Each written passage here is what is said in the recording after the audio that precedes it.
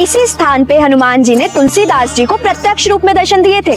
आज हम खड़े हैं काशी के संकट मोचन हनुमान मंदिर में। इस स्थान पे भक्ति कोई परंपरा नहीं बल्कि एक अनुभव है।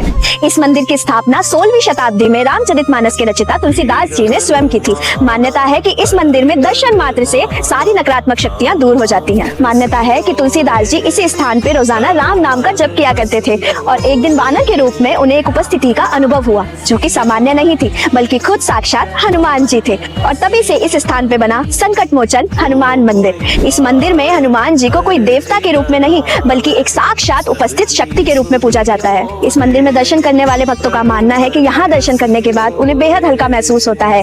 ये मंदिर कोई कहानी नहीं बल्कि अपने आप में एक अनुभव है जो आपको सिर्फ महसूस होगा। ये मंदिर कोई चमत्कार का दावा तो नहीं करता लेकिन जो यहाँ आया वो खाली नहीं लौटा। तो अगली बार जब काशी आए तो संकट मोचन हनुमान मंदिर जरूर आए। वीर हनुमाना अति बलवाना राम नाम रसियो रे।